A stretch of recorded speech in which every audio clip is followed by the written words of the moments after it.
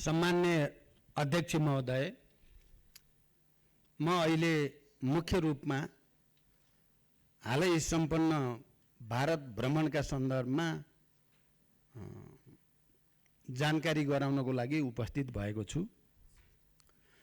मित्र राष्ट्र भारतका प्रधानमन्त्री महामहिम श्री नरेन्द्र मोदीको मैत्रीपूर्ण निमन्त्रणामा मैले गत जेठ 17 देखि 20 सम्म भारतको 4 दिने औपचारिक भ्रमण पूरा गरी फर्केको छु। भ्रमणका अवसरमा भएका द्विपक्षीय भेटघाट एवं कार्यक्रमहरूको बारेमा यहाँहरूलाई अवगत नै छ। नेपाल र भारत बीच पुरानो तथा घनिष्ठ सम्बन्ध रहिआएको छ। मेरो भ्रमण आगामी दिनमा द्विपक्षीय सम्बन्धलाई अझ प्रगाढ बनाउने दिशामा केन्द्रित रह्यो। विशेष गरी आर्थिक मामिलामा राष्ट्रको दीर्घकालीन हितमा सम्झौताहरू भएका छन् भने राजनीतिक मामिलामा आपसी विश्वास बढाउँदै छलफल र वार्ताद्वारा निकास खोज्ने कुरामा केन्द्रित रह्यो। भारतीय प्रधानमन्त्री श्री नरेन्द्र मोदीसँग नयाँ दिल्ली स्थित हैदराबाद हाउसमा भएको द्विपक्षीय भेटवार्ता सबैभन्दा महत्त्वपूर्ण थियो। सो अवसरमा व्यापार, पारवाहन, लगानी प्रवर्धन, ऊर्जा व्यापार तथा क्रस बोर्डर ट्रान्समिसन लाइन, सिंचाई, बाढी तथा डुबान नियन्त्रण, कृषि, सीमा वारपार सम्पर्क कनेक्टिभिटी बढाउन, रेलवे सेवा सञ्चालन कार्य, पुल निर्माण तथा एकीकृत जाँच चौकी एवं सुक्खा बन्दरगाह जस्ता पूर्वाधार निर्माण कार्य अगाडि बढाउने विषयमा छलफल केन्द्रित भयो। हवाई सेवालाई थप सुरक्षित बनाउन नेपालले अर्को हवाई प्रवेश मार्ग र गौतम बुद्ध अन्तर्राष्ट्रिय विमानस्थल सञ्चालनका लागि इन्स्ट्रुमेन्टल ल्यान्डिङ सिस्टम ILS सञ्चालन गर्ने प्रक्रिया सम्बन्धमा भारतीय पक्षको समझदारीका बारेमा समेत गम्भीर छलफल भयो। नेपालगञ्ज र भैरवबाट नयाँ दिल्ली लगायतका भारतका अन्य सहरमा दुईतर्फी उडान गर्ने सम्बन्धमा सकारात्मक छलफल अगाडि बढ्यो। त्यसैगरी जलविद्युत क्षेत्रमा सहकार्य गर्ने सम्बन्धमा समेत बलियो सहमति निर्माण भएको छ। विभिन्न जलविद्युत आयोजनामा लगानी भित्र्याउने, द्विपक्षीय ऊर्जा व्यापारका लागि ट्रान्समिसन लाइन लगायतका संरचनाको निर्माण गर्ने तथा नेपालबाट भारततर्फ ऊर्जाको दीर्घकालीन व्यापारका लागि वैधानिक आधार सुनिश्चित गर्ने विषयमा पनि गम्भीर छलफल र महत्त्वपूर्ण सहमति भएको छ। खास गरी दीर्घकालीन ऊर्जा व्यापार र भारतीय भूमि हुँदै बङ्गलादेशसम्म नेपालबाट जलविद्युत निर्यातको सुरुवात गर्ने सैद्धान्तिक सहमति भई त्रिपक्षीय सम्झौताका लागि प्रक्रिया अगाडि बढाउने निर्णय भएको छ। भारतका प्रधानमन्त्रीले आगामी 10 वर्षमा 10,000 मेगावाट जलविद्युत नेपालबाट आयात गर्ने भारतको धारणा रहेको बताउनु भएको छ। ऊर्जा व्यापार सम्बन्धी सम्झौता सबै हिस्साबाट सम्पन्न भएको र औपचारिकता दिन मात्र बाँकी छ, जुन छिटै सम्पन्न हुँदैछ। यसका अतिरिक्त 456 मेगावाट क्षमताको माथिल्लो तामाकोशी जलविद्युत आयोजना सहित थप 1200 मेगावाट क्षमताका आयोजनाबाट भारततर्फ जलविद्युत निर्यातको लागि प्रधानमन्त्री मोदीजीसँग मैले गम्भीर रूपले ध्यानाकर्षण गराएको छु। नेपालमा विद्यमान प्रचुर जलविद्युत क्षमताको उपयोग गरी समृद्धि हासिल गर्न लगानीकर्ताहरूको टटकारो आवश्यकता छ। लगानीकर्ताहरूले उत्पादित विद्युतको बजार सुनिश्चित हुने अवस्थामा मात्र लगानी गर्ने हुँदा आगामी 10 वर्षमा 10,000 मेगावाट विद्युत भारतले नेपालबाट खरिद गर्ने सम्झौता गरी खरिद गर्ने व्यवस्था सहितको फ्रेमवर्क एग्रिमेन्टमा दुवै देशका ऊर्जा सचिवहरूले प्रारम्भिक हस्ताक्षर सम्पन्न गरिसकेका छन्। औपचारिक प्रक्रियाहरू पुर्याएर निकट भविष्यमा यो सम्झौतामा अन्तिम हस्ताक्षर हुनेछ र बजारको यो सुनिश्चितताबाट जलविद्युत उत्पादनमा थप लगानी हुने निश्चित छ। साथै नेपालमा निर्माणाधीन जलविद्युत, सडक जस्ता ठूला विकास निर्माण परियोजनाका लागि अति आवश्यक विस्फोटक पदार्थको सहज र सरल आपूर्तिका लागि पनि प्रधानमन्त्री मोदीसँग गम्भीर कुराकानी भएको छ। पञ्चेश्वर बहुद्देश्य परियोजनाको शीघ्र कार्यान्वयनका लागि 3 महिनाभित्र DPR विस्तृत परियोजना प्रतिवेदनलाई अन्तिम रूप दिने गरी द्विपक्षीय छलफललाई तीव्रता दिने सहमति भएको छ। वित्तीय प्रबन्ध सहित 2 सरकारको डीपीआर स्वीकृति गरेपछि त्यसको 1 वर्षभित्र कार्यान्वयनको ढाँचा टुङ्गो लगाउने सहमति भएको छ। नेपालतर्फका संरचनाहरूको तयारीको अवस्थाका आधारमा टनकपुर ब्यारेजबाट लिङ्क क्यानल मार्फत चरणबद्ध रूपमा नेपाललाई सिँचाइको लागि पानी उपलब्ध गराउने सहमति भएको छ। नेपाल भारत सीमावर्ती क्षेत्रमा बाढी र डुबानका समस्याका बारेमा पनि गम्भीर छलफल भयो। मनसुन सुरु हुनु अघि नै बाढी र डुबान नियन्त्रण कार्यलाई प्रभावकारी बनाउन आवश्यक कदम चाल्नका लागि विद्यमान द्विपक्षीय संयन्त्रलाई तत्काल सक्रिय बनाउन सम्बन्धित अधिकारीहरूलाई प्रधानमन्त्री मोदीजी र मैले निर्देशन दिइसकेका छौं। त्यसैगरी नेपालभित्र थप विद्युत प्रसारण लाइन निर्माणका लागि एक्जिम बैंक इन्डियाबाट प्राप्त सहुलियतपूर्ण कर्जाको चौथो खण्डको रकम उपयोग गर्ने विषयमा पनि हामी सहमत भएका छौं। महाकाली नदीमा सिर्सा, परशुराम धाम, पूर्णागिरी माई तथा झुलाघाटमा भारत सरकारको अनुदान सहयोगमा पक्की पुल निर्माण गर्ने सहमति भएको छ। यसबाट आवागमन र व्यापारमा सहजता भई सुदूरपश्चिम प्रदेशका जनता प्रत्यक्ष लाभान्वित हुनेछन्। भारत सरकारको अनुदान सहयोगमा नै रामायण सर्किट अन्तर्गतका परियोजना, Girija Prasad Koirala institute of health science र सुदूरपश्चिममा Nepal institute of technology, Kailali र चितवनमा अन्तर्राष्ट्रिय स्तरको क्रिकेट मैदानको निर्माण कार्य अगाडि बढाउने बारे पनि गम्भीर छलफल भएको छ। सम्मान्य अध्यक्ष महोदय, कृषि क्षेत्रमा क्षमता अभिवृद्धि, अर्ग्यानिक खेती, प्राकृतिक कृषि प्रणाली, नानो फर्टिलाइजर जस्ता विषयमा आपसी सहयोग विस्तार, मलको सहज आपूर्ति, नगदे बाली र चौपाएको नस्ल सुधारका लागि सहायता लगायतका विषयमा समेत गम्भीर छलफल भयो। नेपाली र भारतीय कम्पनीको संयुक्त लगानीमा नेपालमा रासायनिक मल कारखानाको सम्भाव्यता एवं बजारको सुनिश्चितताका बारेमा पनि गम्भीर छलफल भए। भारतीय बजारमा नेपालका कृषिजन्य उत्पादन र प्राथमिक वस्तुहरूको निर्यात सहजीकरणका लागि भारतीय प्रधानमन्त्रीसँग सकारात्मक छलफल भएको छ। द्विपक्षीय व्यापारलाई थप प्रवर्धन गर्ने र नेपालले सामना गरिरहेको व्यापार घाटा न्यूनीकरणको विषयमा पनि गम्भीर छलफल भयो। द्विपक्षीय व्यापारलाई अझ सहज बनाउन नेपाल भारत वाणिज्य सन्धिको पुनरावलोकन गर्न र व्यापार सम्बन्धी अन्य विषयलाई सम्बोधन गर्न वाणिज्य सचिव स्तरीय विद्यमान द्विपक्षीय संयन्त्रलाई सक्रिय बनाएर कार्य गर्ने निर्देशन दुवै प्रधानमन्त्रीले दिइसकेका छौं। व्यापार सहजीकरणका लागि प्रयोगशालाहरूले जारी गर्ने प्रमाणपत्रको म्युचुअल रिकग्निसन र एक्रेडिटेसन सम्बन्धी कार्यलाई अभ्यासमा उतार्ने गरी द्विपक्षीय समझदारी पत्रलाई टुङ्गोमा पुर्याउने सहमति भएको छ। नेपाली जुटमा लगाइएको महसुल काउन्टर भेलिङ ड्युटी हटाउन समेत भारतीय प्रधानमन्त्रीसँग गम्भीर छलफल भयो। भेटवार्ताका क्रममा सीमा सम्बन्धी विषयहरूमा कुराकानी भयो र सीमा सम्बन्धी विषयलाई स्थापित कूटनैतिक संयन्त्र मार्फत समाधान गर्न भारतका प्रधानमन्त्रीलाई आग्रह गरिएको छ। यहाँहरूलाई थाहा नै छ, प्रधानमन्त्री मोदीजीले पनि संयुक्त प्रेस मिटको अवसरमा सीमा लगायतका थाती रहेका सबै समस्या समाधान गरिनेछ भन्ने कुरा स्पष्ट शब्दमा राख्नु भएको छ।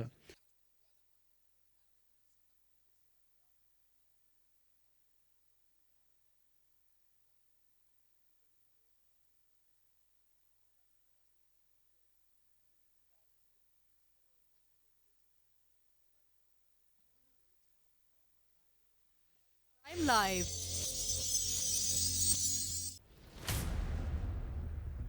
नेपालको दूरसञ्चार क्षेत्रमा 10,000 करोडको घोटाला,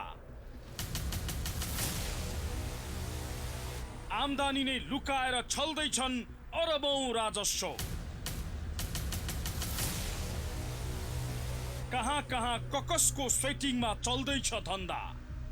त्यसै डुबाउने गरी दूरसञ्चार क्षेत्रमा भइरहेको अरबौं घोटालाको विशेष खुलासा कार्यक्रम खबर अन्वेषणमा प्रतीक्षा गर्नुहोस्।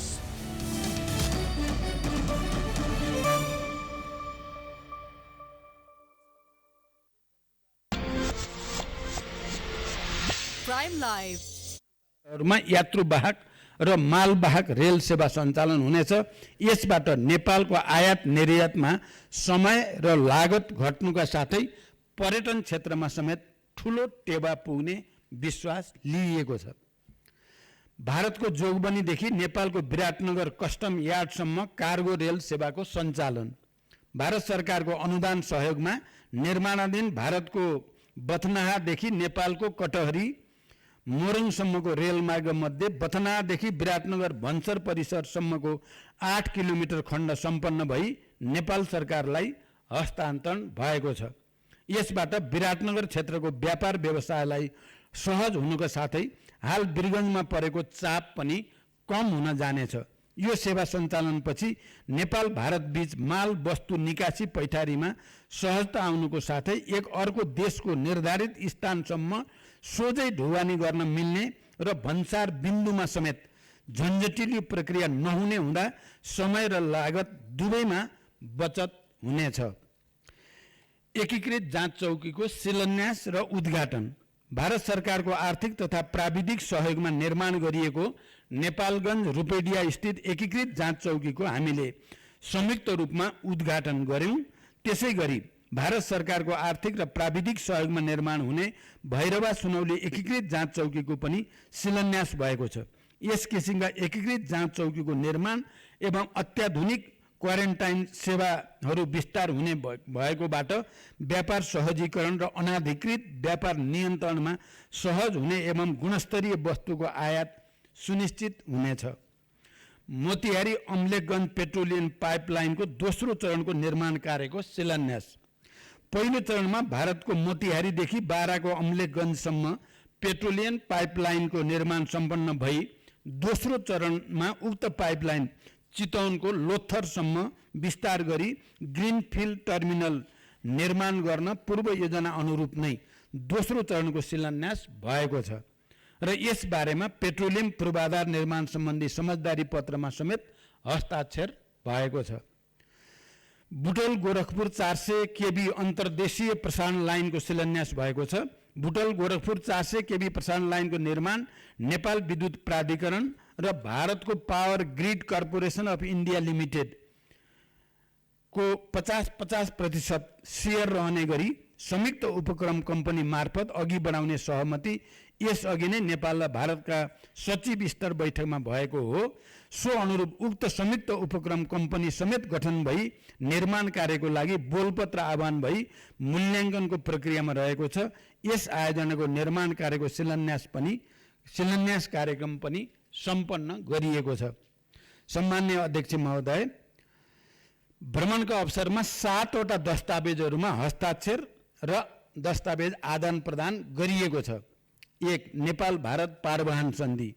नेपाल जस्तो भूपरिवेष्टित मुलुकका लागि भारत हुँदै तेस्रो मुलुकसँग व्यापार गर्न पारवहन सन्धि महत्त्वपूर्ण हुन्छ भन्ने कुरा हामी सबैलाई ज्ञात नै छ। 5 जनवरी 1979 मा संशोधन गरिएको नेपाल भारत पारवहन सन्धि तथा त्यसको प्रोटोकल मेमोरेन्डम 6 जनवरी 1959 देखि कार्यान्वयनमा रहेको थियो। उक्त सन्धिमा भएका प्रावधानका अतिरिक्त पारवहनका क्षेत्रमा देखा परेका अप्ठ्यारा समाधान गर्न विगतमा विभिन्न लेटर अफ एक्सचेन्ज मार्फत समझदारी गरिएका थिए। ती छरिएर रहेका प्रावधानहरूलाई एकीकृत गरेर सन्धिमा नै समावेश गरिएको छ। साथै संशोधित सन्धिमा केही दूरगामी महत्त्वका नयाँ प्रावधानहरू सामेल गरिएका छन्, जस अनुसार वीरगञ्जका अलावा भैरवा र विराटनगर तथा भविष्यमा विकास हुने अन्य नाकाहरूबाट समेत सिमेन्ट, कोइला, क्लिङ्कर लगायतका बल्क कार्गो ढुवानी हुने प्रावधान समावेश गरिएको छ। त्यसै गरी नेपालको पारवहनमा भारतको आन्तरिक जल यातायातको इनल्यान्ड वाटरवेज प्रयोग गर्न साहेबगञ्ज, कालुघाट र बनारससम्म आन्तरिक जलमार्ग उपयोग र भारतका यी 3 वटा टर्मिनल्सबाट हाल सडक र भविष्यमा विकास हुने रेलमार्ग सहित मल्टिमोडल ढुवानीका माध्यमबाट पारवहन सुविधा सुनिश्चित भएको छ। यसबाट पारवहन माध्यमको विविधीकरण हुने र अन्तर आबद्धता बढ्ने र तेस्रो मुलुकसम्मको व्यापार पहुँचमा नेपालको पारवहन अधिकार सुनिश्चित भएको छ। पेट्रोलियम पूर्वाधार निर्माण सम्बन्धी समझदारी पत्र भारतीय आर्थिक तथा प्राविधिक सहयोगमा बाराको अम्लेखगञ्जदेखि चितवनको लोथरसम्म र भारतको सिलगढीदेखि झापाको 4 आलीसम्म पेट्रोलियम पाइपलाइन विस्तार गर्ने साथै लोथर र 4 आलीमा ग्रीनफिल्ड टर्मिनल निर्माणमा 50% खर्च बेहोर्ने गरी एक समझदारी पत्रमा हस्ताक्षर भएको छ। अन्तर्देशीय पाइपलाइनको विस्तार र भण्डारको विकासबाट लागत प्रभावकारिता, ढुवानी, भण्डारण एवं ऊर्जा सुरक्षाको हिसाबले समेत महत्त्वपूर्ण हुनेछ। विद्युतीय ऊर्जाको विकास र खपत बढाउने सरकारको प्रमुख प्राथमिकता रहे तापनि आगामी केही वर्ष पेट्रोलियम खपत निरन्तर रहने र विश्व अनुभवले समेत शून्य पेट्रोलियम खपत हुने नदेखिएको परिप्रेक्ष्यमा अन्तर्देशीय पाइपलाइन आवश्यक र महत्त्वपूर्ण दुवै छन्। दोधारा चाँदनीमा एकीकृत जाँच चौकी तथा सुक्खा बन्दरगाहको निर्माण सम्बन्धी समझदारी पत्र भारत सरकारको आर्थिक तथा प्राविधिक सहयोगमा 3 वर्षभित्र निर्माण सम्पन्न हुने गरी यस सम्बन्धी समझदारी पत्रमा हस्ताक्षर भएको छ। नेपालको सुदूरपश्चिम क्षेत्रमा यस किसिमको पूर्वाधार निर्माण हुँदा पारवाहन एवं व्यापार सहजीकरण भई समग्र सुदूरपश्चिम र देशको आर्थिक रूपान्तरणमा समेत महत्त्वपूर्ण भूमिका खेल्ने विश्वास लिइएको छ। यो क्षेत्रबाट भारतको पश्चिमतर्फ रहेका सामुद्रिक बन्दरगाहहरू तुलनात्मक रूपमा नजिक पर्ने हुँदा आगामी दिनमा भारत हुँदै तेस्रो मुलुकसम्म व्यापार पहुँच वृद्धि गर्न कोसेढुङ्गा साबित हुनेछ। यसको निर्माणबाट हाल विकास भइरहेका औद्योगिक पूर्वाधार र आगामी दिनमा विकास हुने विशेष आर्थिक क्षेत्रको विस्तारमा सरकारी तथा निजी लगानी बढ्ने, रोजगारी सृजना हुने र तुलनात्मक लाभ भएका जडीबुटी जन्य वस्तुको प्रशोधन र निर्यात प्रवर्धनमा थप टेवा पुग्नेछ। फुकोट कर्णाली 480 मेगावाट जलविद्युत परियोजना विकास सम्बन्धी समझदारी पत्र विदेशी लगानीकर्तासँग स्वदेशी लगानीकर्ताले संयुक्त उपक्रम कम्पनी खडा गरेर विद्युत उत्पादनको लागि आवश्यक अनुमति पत्र लिएर आयोजना, अध्ययन तथा निर्माण गर्न पाउने विद्यमान कानुनी व्यवस्था अन्तर्गत भारतको national hydro power corporation NHPC र नेपालको विद्युत उत्पादन कम्पनी लिमिटेड बीच संयुक्त उपक्रम कम्पनी खडा गरी 480 मेगावाटको फुकोट कर्णाली जलविद्युत आयोजनाको अध्ययन तथा निर्माण गर्ने गरी समझदारी पत्रमा हस्ताक्षर भएको छ। संयुक्त उपक्रम कम्पनी निर्माण भइसकेपछि आयोजनाको थप अध्ययनको लागि अनुमति पत्र लिई अध्ययन गर्ने, नेपाल सरकारसँग आयोजना विकास सम्झौता गर्ने लगायतका कार्यहरू सम्पन्न भइसकेपछि यसको निर्माण कार्य प्रारम्भ हुनेछ। तल्लो अरुण 669 मेगावाट जलविद्युत परियोजना सम्बन्धी परियोजना विकास सम्झौता कम्पिटेटिभ बिडिङ प्रक्रियाबाट लगानी बोर्ड र सतलज जलविद्युत निगम बीच सन् 2021 मा सम्झौता भई प्रचलित कानुन बमोजिम अध्ययन पूरा भएको 669 मेगावाट क्षमताको बुट मोडेलमा निर्माण हुने यो परियोजना अरुण तेस्रोको तल्लो तटीय परियोजना हो। यसबाट उत्पादित 21% विद्युत नेपाललाई निशुल्क प्राप्त हुनेछ। नेपालको नेशनल क्लियरिङ हाउस लिमिटेड र भारतको national payment company India limited बीच सीमापार विद्युतीय भुक्तानी सम्बन्धी समझदारी पत्र नेपाल र भारतमा भ्रमण गर्ने दुवै देशका पर्यटक, विद्यार्थी तथा उद्योग व्यवसायीका निम्ति यस समझदारी पत्र एक महत्त्वपूर्ण उपलब्धि भएको छ। यसले क्रस बोर्डर डिजिटल पेमेन्ट प्रक्रिया QR कोड मार्फत थप सरल, सहज र भरपर्दो हुने निश्चित भएको छ।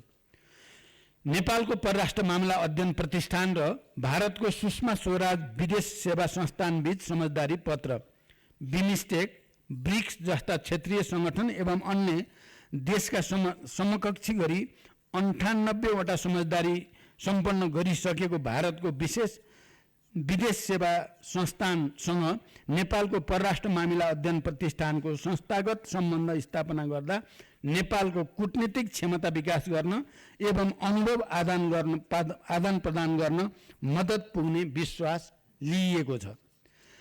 नेपाल भारत व्यापार शिखर सम्मेलन भ्रमणका अवसरमा नेपाल र भारतका निजी क्षेत्रका छाता संगठनहरू नेपाल उद्योग वाणिज्य महासंघ र भारतीय उद्योग परिसंघद्वारा आयोजित नेपाल इन्डिया बिजनेस समिटलाई सम्बोधन गर्दै भारतीय लगानीकर्ताहरूलाई नेपालमा लगानीका लागि आह्वान गरिएको छ। भारत सरकारका वाणिज्य मन्त्री समेत उपस्थित उक्त कार्यक्रममा नेपालका निजी क्षेत्रका प्रतिनिधि तथा भारतीय व्यवसायी र लगानीकर्ताहरू बीच गम्भीर साझेदारी र लगानीका विषयमा पनि अन्तर्क्रिया सम्पन्न भएको छ। नयाँ दिल्लीको द्विपक्षीय भेटवार्ता र अन्य औपचारिक कार्यक्रमको समापन पश्चात मैले भारतको मध्य प्रदेशको इन्दौर र सांस्कृतिक सहर उज्जैनको भ्रमण समेत गरेँ। इन्दौरमा स्वच्छ भारत अभियान अन्तर्गतको सोलिड वेस्ट म्यानेजमेन्ट परियोजना र नेपालमा सूचना प्रविधिको विकासका क्षेत्रमा सहकार्य गर्ने सम्भावनालाई मध्यनजर गर्दै इन्दौर स्थित टाटा कन्सल्टिङ सर्भिस TCS को पनि अवलोकन गरेँ। छोटो समयमा कम लगानीमा प्रभावकारी ढङ्गले सञ्चालित इन्दौरको सोलिड वेस्ट म्यानेजमेन्ट सम्बन्धी अनुभव हाम्रो लागि पनि अनुकरणीय रहेको पाइयो। मैले भारतका प्रधानमन्त्री महामहिम श्री नरेन्द्र मोदीजीसँग नेपाल भ्रमणको निम्ता दिएको छु र भारतका प्रधानमन्त्रीले आफूले सन् 2014, 2018, 2022मा नेपालमा भ्रमण गरेको स्मरण गर्दै नेपालको भ्रमणलाई ठुलो महत्त्व दिएको र उपयुक्त समयमा आफूले नेपाल भ्रमण गर्ने बताउनु भएको छ। नेपाल र भारतबीच रहेको बहुआयामिक र घनिष्ठ सम्बन्धलाई समानता र आपसी लाभका आधारमा थप मजबुत बनाउन यस भ्रमणले ठुलो योगदान गरेको छ। भारतका प्रधानमन्त्री श्री नरेन्द्र मोदीसँग खुलस्त रूपमा कुराकानीबाट विश्वासको वातावरण सृजना भएको छ भने थाटिरहेका विषयलाई सम्बोधन गर्न सकिने विश्वासको राम्रो आधार तयार भएको छ। गत वर्ष सम्पन्न आम निर्वाचन पश्चातको पहिलो विदेश भ्रमणको रूपमा रहेको यो भारत भ्रमण मैले विगतका भ्रमणहरू भन्दा फरक पाएको छु। सारभूत रूपमा यो भ्रमण परिणाममुखी रहेको छ र भविष्यका लागि स्पष्ट मार्गदर्शन समेत गरिएको छ। अन्त्यमा यस औपचारिक भ्रमणको तयारीका क्रममा मलाई महत्त्वपूर्ण सुझाव प्रदान गर्नुहुने पूर्व प्रधानमन्त्रीहरू, पूर्व परराष्ट्र मन्त्रीहरू, पूर्व कूटनीतिज्ञहरू, नेपाल सरकारका सम्बद्ध निकाय लगायत सबैलाई